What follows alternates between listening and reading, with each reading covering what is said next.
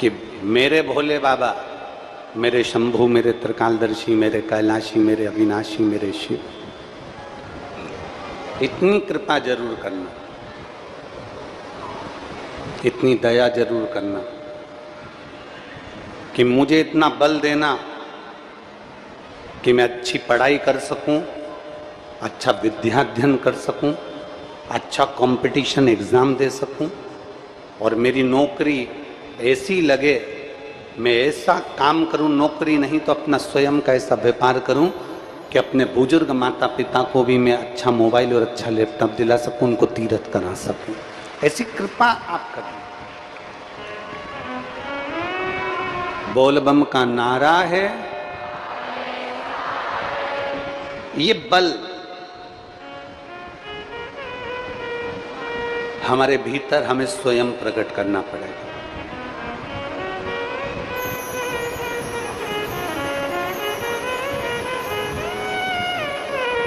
बचपन में मेरी जितनी जीजियां बैठी हैं ना यहाँ पर, मेरी जितनी माताएं बैठी हुई हैं, बचपन में बच्चों को काला डोरा बांध देती है। अरे बोलो तो जम के जरा, बांधती हो? पाँव में, हाथ में, गले में उसको काला डोरा बांध दिया जाता है। क्यों बांधती हो? अरे बोलो तो जम के बोलो, नजर ना लगे।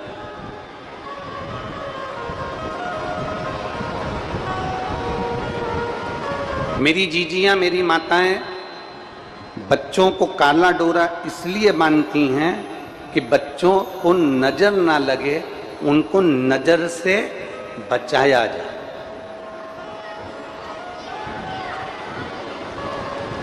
उनको नजर से बचाना है, इसलिए काला डोरा बांधना। हमारा एक निवेदन है पूरी भारत की माताओं से, पूरे विश्व की माताओं से, बचपन में बच्चों को काला डोरा बांधती हो नजर से बचाने के लिए, तो बच्चा जब बड़ा हो तो उसके गले में एक रुद्राक्ष जरूर बांध दिया करो, गलत संगत से बचाने के।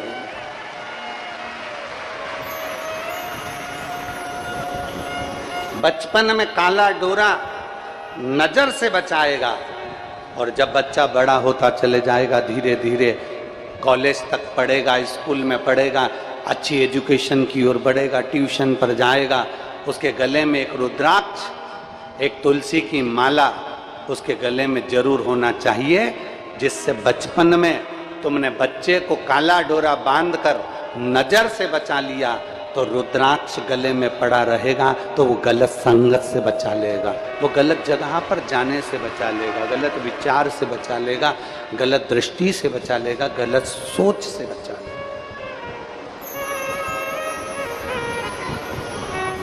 एक रुद्राक्ष गले में हो, गलत जगह पर अगर वो बच्चा पहुंच गया तो पहले विचार करेगा कि मेरे गले में रुद्राक्ष है, मेरे गले में तुलसी की माला है, मैं गलत कैसे कर लूं, मैं गलत भोजन कैसे कर लूं, मैं गलत व्यसन कैसे कर लूं, मैं गलत नशा कैसे कर लूं। बचपन में काला डोरा नजर से बचाने के लिए तुम बांधती हो, तो बच्चा जब बड़ा हो तो उसके गले में एक रुद्राक्ष जरूर बांधो, जिससे बच्चा कहीं गलत जगह पर न पहुंच जाए, गलत स्थान पर, गलत दृष्टि में, गलत विचारों में, गलत सोच में, गलत मार्ग में हमारे घर की संतान ना जाए। उसके गले में रुद्राक्ष पड़ा होगा तो बार बार उसके स्मरण में आएगा, मेरी मम्मी ने मुझे रुद्राक्ष पहनाया है, मैं गलत जगह नहीं जाऊंगा, मैं गलत चीज नहीं खाऊंगा, मैं गलत लोगों के साथ नहीं बैठूंगा, मैं गलत काम नहीं करूंगा। एक रुद्राक्ष व्यक्ति के गले में जो रहता है वो उसको बल प्रदान करता है। घर में भगवान देवादिदेव महादेव का शिवलिंग है, मंदिर में भगवान शंकर का शिवलिंग है, पर तुम्हारे संपूर्ण जीवन में जो 3.5 करोड़ रोम छिद्र इस मनुष्य के शरीर में हैं, 21,600 श्वास प्रत्येक मनुष्य के शरीर से रोज निकलती है। 21,600 श्वास जो प्रतिदिन निकल रही है, इस 21,600 श्वास के इस कंठ में अगर एक रुद्राक्ष पड़ा हुआ है तो ये मानकर चलना कि तुम्हारी प्रत्येक श्वास में शंकर तुम्हारी धड़कन में धड़क रहा है, शिव तुम्हारी श्वास के साथ चल रहा है। एक रुद्राक्ष आपके गले में हो, एक रुद्राक्ष मेरी बेटियों के गले में हो, एक रुद्राक्ष मेरे बेटे के गले में हो, एक रुद्राक्ष मेरी माताओं के गले में हो, एक रुद्राक्ष मेरे भाई, मेरे जीजी, मेरे जीजाओं के गले में हो। वो रुद्राक्ष हमारे कंठ में जब पड़ा रहता है तो गलत जगह से, गलत मार्ग से, गलत विचारों से, गलत दृष्टि से, गलत सोच से हमें बचाने का कार्य करता है। और जब हमारी बुद्धि में, हमारे चित्त में जब ये बैठ जाता है कि परमात्मा हमारे साथ में है, तो हम गलत जगह पर, गलत मार्ग में नहीं जाते, गलत मार्ग की ओर नहीं जाते। शिव क्या करते हैं? शंकर का गुणगान क्या करता है? शंकर का भजन क्या करता है?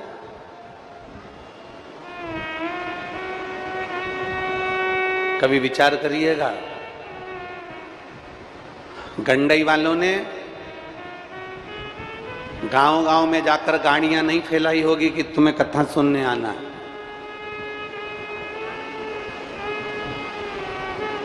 ना तुम्हारे पास में जाकर कोई पीले चावल दिया होगा कि कथा में आना है। ना किसी ने गाड़ी भेजी होगी, ना बस भेजी होगी, ना साधन भेजा होगा कि तुम्हें कथा में आना है। पर तुम्हारे भीतर जो शिव तत्व विराजमान है, तुम्हारे भीतर जो शंकर जी विराजमान हैं, तुमने कभी 16 सोमवार करे होंगे, तुमने कभी सोमवार का व्रत करा होगा, तुमने कभी पशुपति व्रत करा होगा, तुमने कभी बचपन में मिट्टी के शिवलिंग बनाए होंगे, तुम्हारे माता पिता ने बचपन में, तुम जब छोटे थे तब माता पिता ने कोई सोमवार का व्रत करा होगा। उस व्रत का पुण्य ऐसा है कि तुम्हें खींचकर शिव महापुराण की कथा तक लेकर आ जाता है। यह हमारे भीतर का पुण्य है, यह हमारे भीतर की पुण्याई है।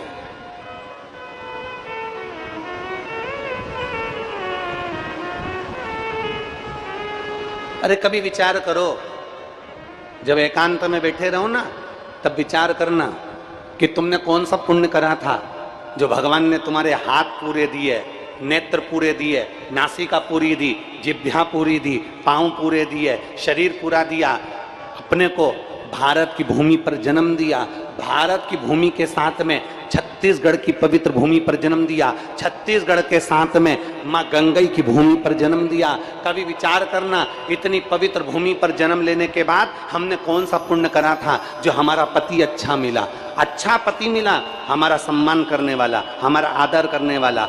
आप कभी विचार करना, मेरे बच्चे अच्छे निकले, मेरा सम्मान करने वाले, मेरी पत्नी अच्छी निकली, मेरा सम्मान करने वाली। कभी विचार करो एकांत में बैठकर कि हमने पुण्य कौन सा करा था, वो पुण्य था कौन सा जिसके बल पर पति पत्नी अच्छे मिल गए, माता पिता अच्छे मिल गए, रिश्ते नाते अच्छे मिल गए, कुटुंब कबीला अच्छा मिल गया, नौकरी अच्छी मिल गई, पति अच्छा मिल गया, बच्चे अच्छे हो गए। ये कहाँ तुमने क्या पुण्य करा ये तुमको नहीं मालूम, पर इतना जरूर याद रखना कि तुम्हारे माता पिता ने जो एक लोटा शंकर भगवान को कभी जिंदगी में जल चढ़ाया होगा, उसका पुण्य औलाद को जरूर मिलता है, और औलाद अच्छे मार्ग पर निकलती जरूर है।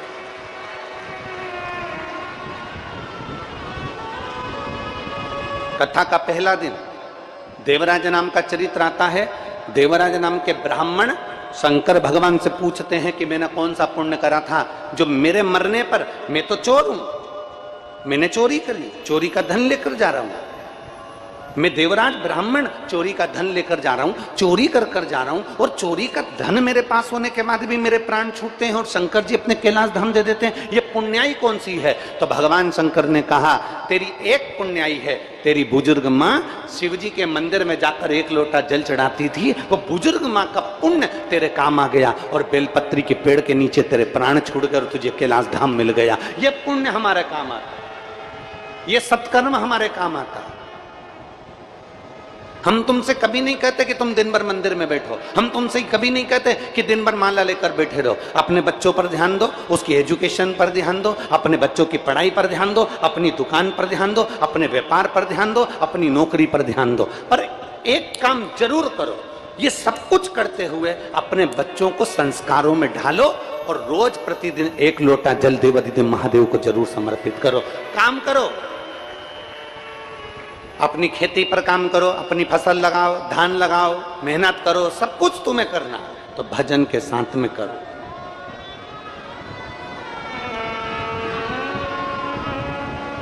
हमारे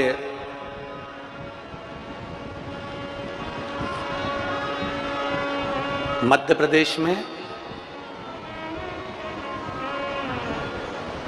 एक स्थान है, आगर मालवा, एक जिला है। मध्य प्रदेश में आगर मालवा एक जिला है।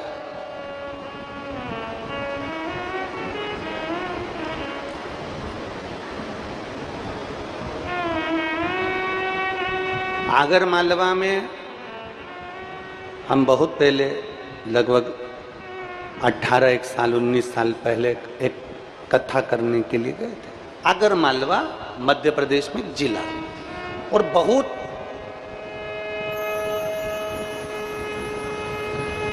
उस आगर मालवा में एक मेरे भोलेनाथ जी का पवित्र मंदिर है, बाबा बैजनाथ जी का।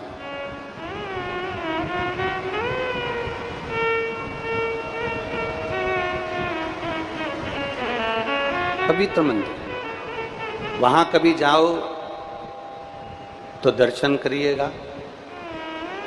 वहां का एक चरित्र बड़ा प्रसिद्ध है।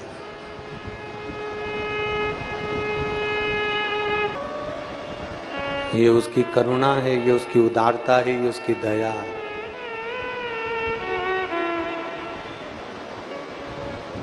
जैसे आगर मालवा के वो वकील जय नारायण शर्मा जी शिव की अविरल भक्ति में डूबते हैं और देवाधिदेव महादेव उन्हीं का रूप रखकर उन्हीं की अदालत में पहुंच जाते हैं। आप अपने भरोसे को बढ़ा लो, आप अपने विश्वास दिखाना तेरा काम।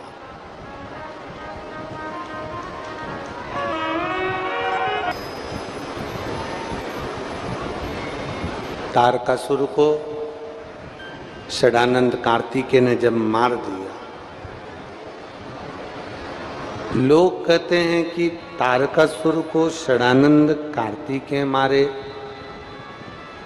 शिव महापुराण की कथा कहती है, अच्छा कर्म करोगे तो दुनिया परमात्मा भी कृपा करता है, बेकार कर्म करोगे तो भोगना पड़ता। बन सके 2 कदम 2 क्षण बन सके, थोड़ा सा परमात्मा का भजन, थोड़ा सा स्मरण हमारे जीवन को ना जाने कितनी कितनी खुशियां प्रदान कर दें। ये माला लेकर जो फिरोजाबाद से आते हैं, जय दुर्गे फूल सजावट वाले भैया, कभी इनसे पूछना, जब ये कई सालों से जहाँ भी कथा होती है, ये अपनी मर्जी से बाबा के लिए माला लेकर व्यासपीठ के लिए पहुँचते हैं। पहले का जो समय था इनका इतना तकलीफ का था, पर इन्होंने भी एक नियम बना लिया कि जहाँ कथा हो वहाँ बाबा की माला पहुँचे, और बाबा ने हाथ पकड़कर इतना आगे बढ़ा दिया कि आज चारों तरफ इनका नाम शिव तत्व है। जब हम कोई संकल्प लेते हैं, जब हम कोई संकल्प धारण करते हैं, तो उसको पूर्ण करने वाला स्वयं शिव होता है, स्वयं ओघड़दानी होता है। तारकासुर चले गए, तारकासुर के 3 बेटे थे, तारकाक्ष, विदुमाली और कमलाक्ष। सुर हो गए।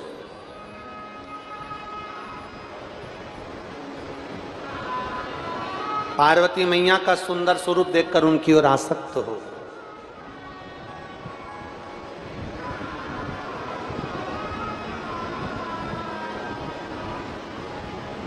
जिस स्थान पर जो व्यक्ति नारी का आदर नहीं करता, सम्मान नहीं करता, सत्कार नहीं करता, एक दिन वो पूरे कुल को डुबो बैठता है और पूरा कुल का नाश कर बैठता है। जिसने नारी का आदर नहीं करा, नारी का सम्मान नहीं करा, नारी का सत्कार नहीं करा, वो अपने पूरे कुल को डुबो बैठता है। लंकाधिपति रावण को देखो,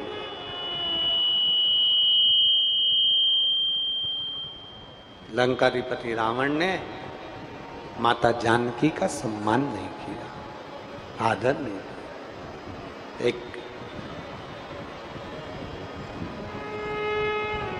पर स्त्री को अपना बनाने का प्रयास किया, पूरा कुल डूब गया।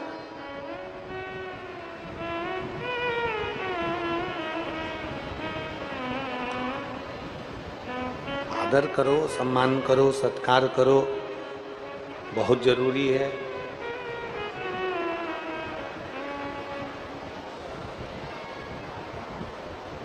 जितना आप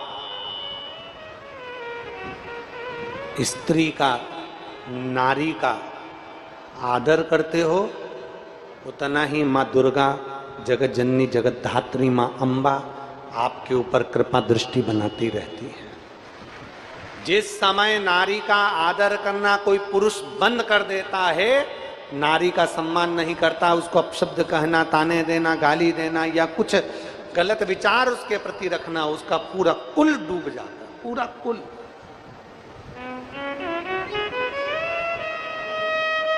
पूरा कुल समाप्त हो जाता।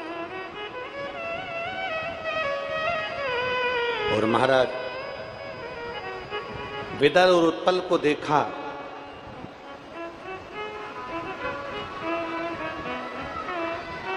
विदल उत्पल को जाना और विदल उत्पल को देखकर बड़ा, विदल उत्पल ने माता पार्वती जी को देखा और उनको हाथ का स्पर्श करने के लिए, उनको पकड़ने के लिए वो आगे बढ़े। शिव जी को तो अपने आनंद में कहीं कोई कार्य में लगे हुए थे और माता पार्वती ने देखा कि अभी मेरे स्वामी भी मेरे पास में नहीं, जानकर उन्होंने गणेश जी के हाथ से कुंदुक लिया और वो कुंदुक लेकर फेंक कर प्रहार किया।